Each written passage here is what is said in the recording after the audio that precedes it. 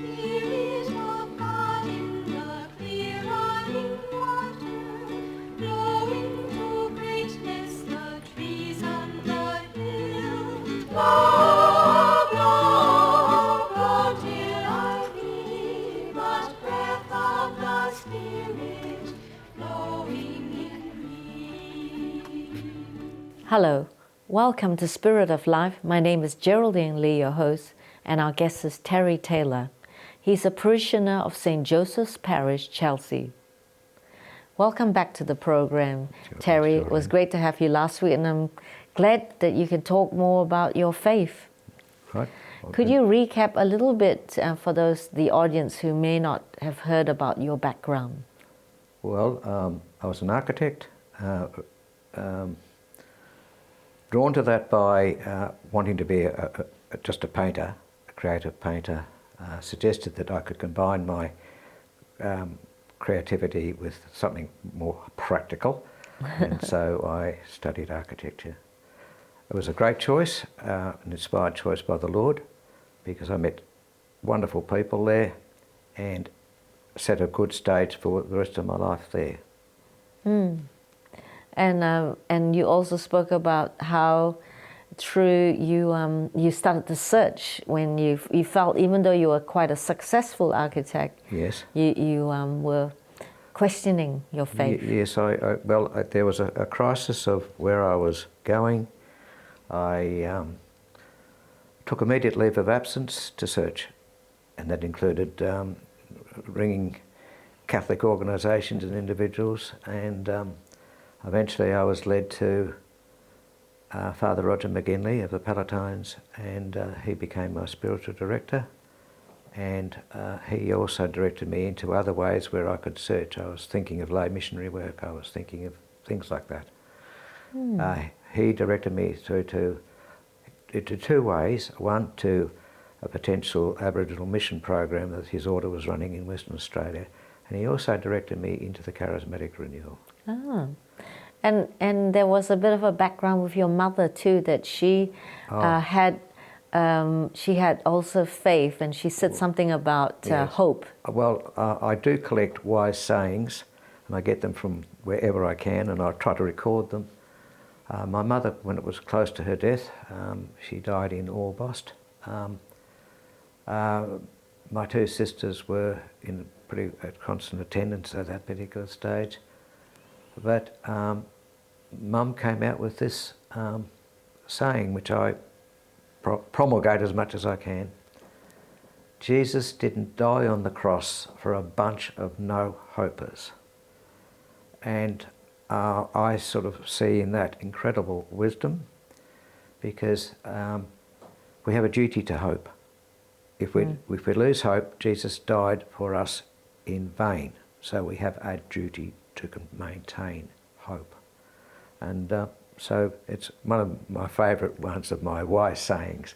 It's the one from my mother. And you are a very positive person and a hopeful person, aren't you? Try to be, because it's, I have my moments, everyone has their moments. But yeah, I try to be.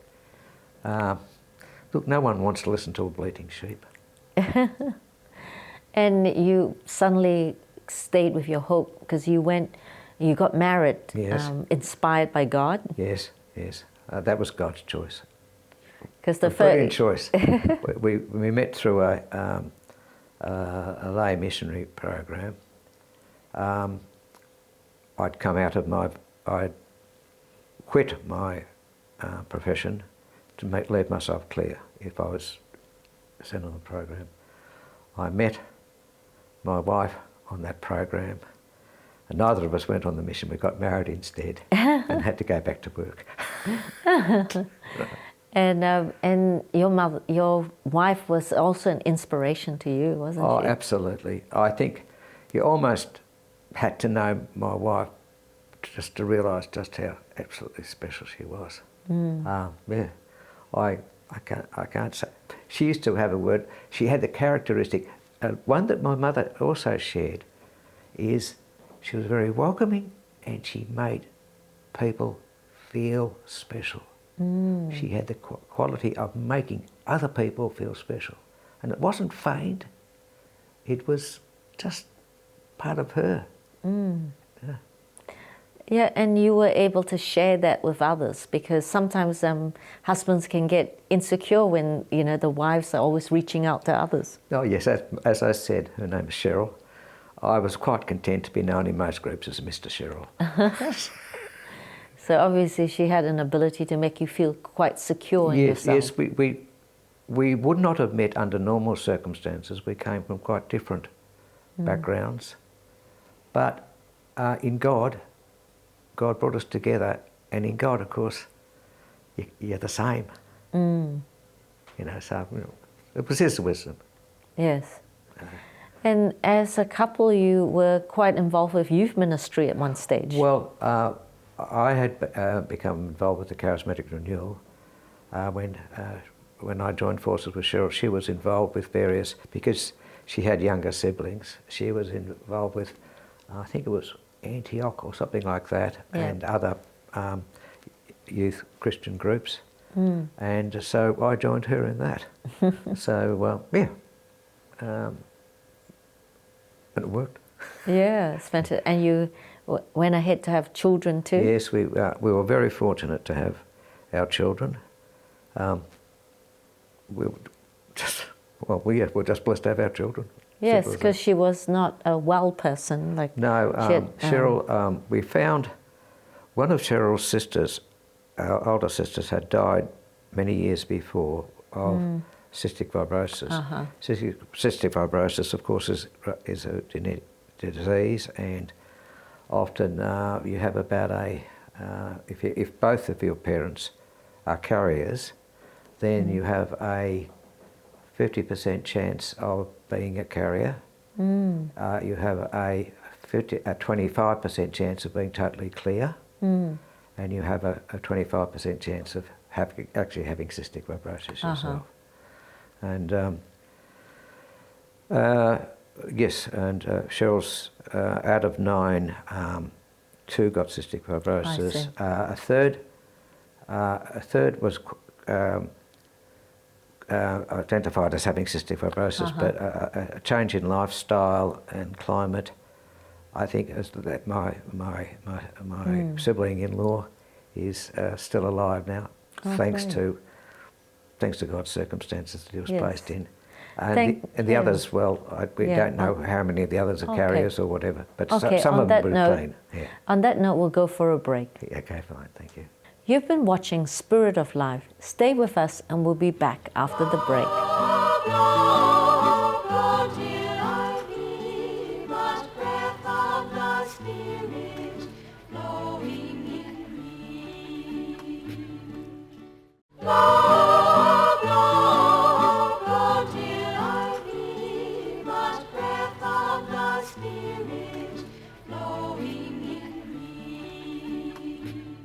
Welcome back to Spirit of Life. My name is Geraldine Lee, your host, and our guest is Terry Taylor.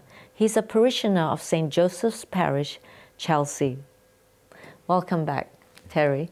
You were talking about your relationship with your wife and how that really was a way that really strengthened your faith. That even in spite of sickness, you stayed with your faith. Yes, yeah. Well, I just regard God's gift to me of Cheryl as one of his greatest gifts that he could give. We were different, but we were very complementary. She didn't always agree with what she says. She wasn't a doormat in any way, shape or form. Very positive, very loving, very inspiring person. She's just magic. Just magic, you know. So, like, I would not, having her is worth the pain that I now endure of being without her. But I have hopes that in the future we'll be back together in God. That's what I hope. That's beautiful. Yeah.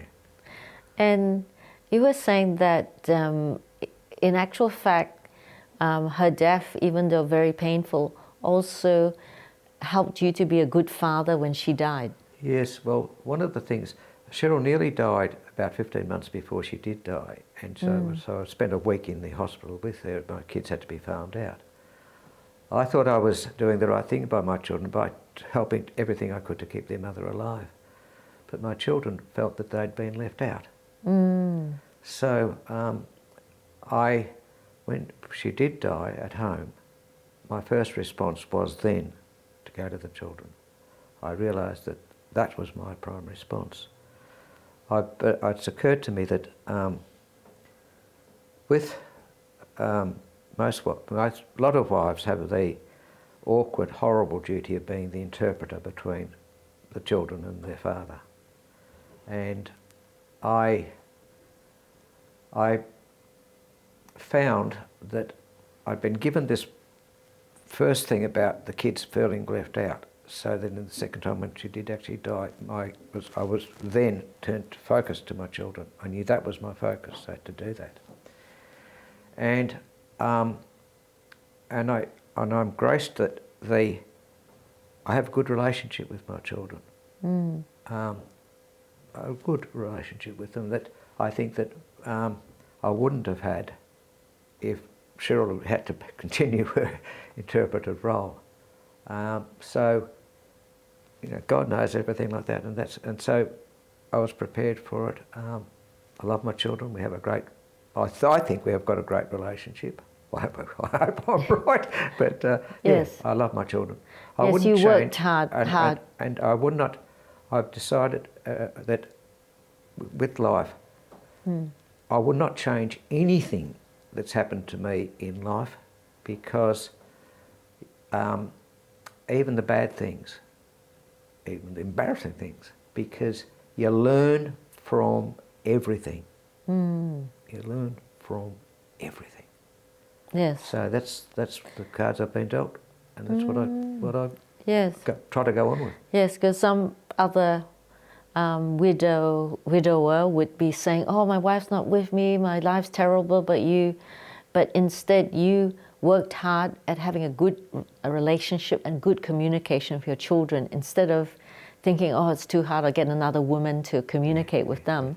Rather, you made the effort to find a way to connect with them. Yeah, well, they became my priority. They were my priority. How old were they when Cheryl passed away? My daughter was 14 and my son was 10. So you worked hard at trying to connect with them. Yeah, and I'm very proud of them both. And you have now grandchildren too. I have 3 little grandsons. Fantastic. Through my daughter. Yes. Right. And I know that you are a blessing to them and vice versa. I hope so. Yeah, I hope so. And through your involvement with your wife, you were also involved in the Sarah Club. Yes. Can you tell us about the Sarah Club? The Sarah Club I was recruited from my parish, because I think people from my parish form a fair bit of the membership of the Sarah Club of Melbourne. And it's a ministry I love. It's a ministry to encourage priest and religious. It's a ministry of encouragement and support of priest and religious. Because who supports them? And that we try to support them in any way we can. We have regular meetings, we have guest speakers, we have we spend time, we have regular visits to the seminary and get to know seminarians, and some of those relationships go on further. So, yeah, but I actually love the ministry itself.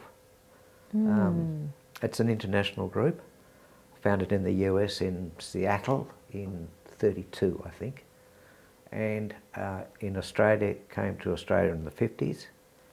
One of my uncles was an early member of it, and then I never expected to be involved in it, of course, but I was eventually invited by a member of our parish who was in the Sarah Club, and I stayed. Very good.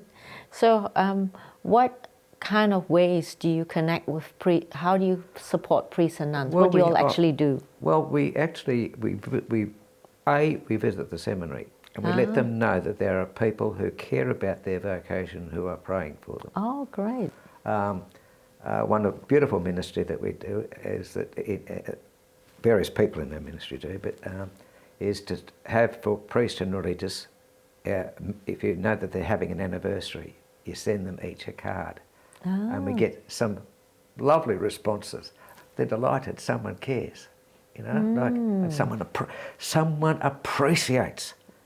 We have wonderful talks sometimes where somebody will come out and talk about whether they're a sister or a brother or a priest, and they'll talk about various things that they've done. Or sometimes we have other speakers about maybe a bit of research or something that we've done ourselves. But the focus of, and we have a regular chaplain, who I've already mentioned, I think, in the program, but Father Gerard Dowling. Fantastic. And he's been a very long suffering chaplain. Yeah. Yeah. I love the ministry. Oh, fantastic. It's a beautiful ministry. On that beautiful note, we'll go for a break. Okay, yeah. You've been watching Spirit of Life. Stay with us and we'll be back after the break.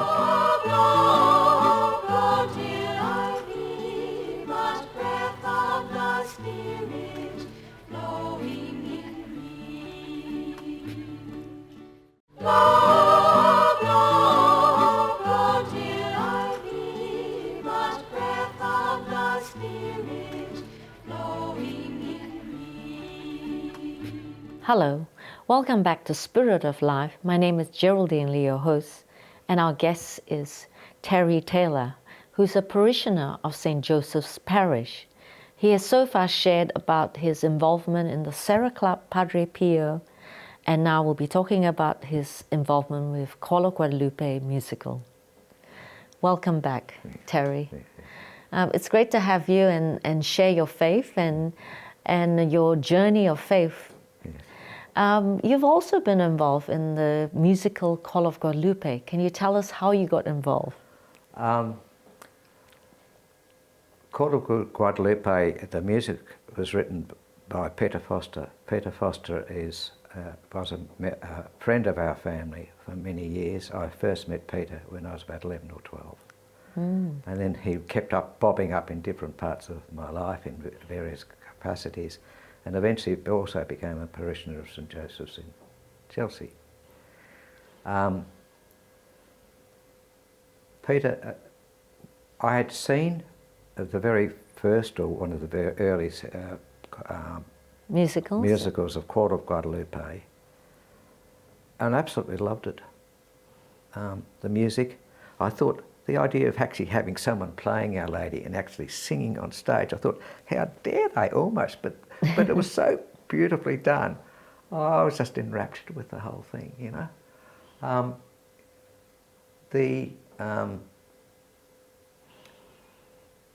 I saw a lot of the other musicals that followed out, but nothing really touched Call of Guadalupe for me. Yes, and you ended up doing an audition. Well, that was something I never expected to do in my life, was to be actually a part of Call of Guadalupe. I never expected it, you know. And I was fighting it a bit too. I went to the audition. I went to the fundraising thing, determined not to audition for the cast, but somehow I saw Mexico, which I've always loved as well, and I thought, I wouldn't mind being part of that. In any case, by and large, I was offered a role which I resisted like anything at the start of it, but which I felt a very definite feeling that God wanted me to play that role. And I really believe that that's true. I had the feeling, I think God wants me to play this. And that's literally the truth. And the fantastic thing is that you're obedient to God, even if it doesn't flow for you at the start. Yes, and I now know, which I won't share with you, but I now know why God wanted me to do that. And I'm very happy about it. Fantastic. And I hear that the people that you acted with, you're going to keep the connection up. Well, we hope to. We hope to. Yes, there's different bits of connections with that. I'm very keen on the story of Guadalupe, and I know that there's poetic license in some aspects of it. I just want people, especially people who are in the play, to know the distinctions of what they were doing, what is theatre. Like, I found that in my own role, yes, I had to make a thing. So I played it the way I would like it to be. Yes, you played the governor. I played the governor, a very nasty fellow actually. But I found that the only way that I could work at is I would play it the way I wanted him to react, even though he didn't look like reacting very well at all. But nevertheless, that's what I wanted. And That's good. through other means I've found peace with that whole thing. And I'm grateful to God for prompting me into that role. And what did you benefit from being involved in a group? Oh, well, I've been involved in lots of groups. What was different about this group? Well, was partly loyalty to Peter, who I love. Person I grew to love. So to be involved in his musical, I know he was the musician for it, but I know he's very heavily involved in it. Yes. And it was a kind of loyalty to Peter as well, but there's also partly just love of the actual music and love of the thing. And also I saw a real connection you had with the children and the bishop who you performed yes, with. well, yes, I was delighted that when I first heard that Jeremy was playing a bishop, I'd laughed my head off. And he said, well, at least it's not the governor. And then eventually I realised, when I played the governor with him, which was extremely funny, we kept our guffaws to ourselves off the stage, but it was just very humorous, you know. What I've seen in your life is that there's always a very distinct God connection with all these, with your wife, and then with Jeremy, then the children, and how you could, in spite of initial resistance, it always turned out to good. Yes. Yes, whatever happens in your life, you've been able to see the good in it. Well, hope so. You know, well, my mother's saying, Jesus didn't die on the cross for a bunch of no-hopers. And if you look at that very carefully, it can change your life.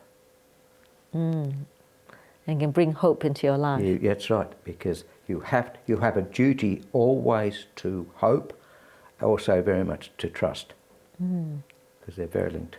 Yeah.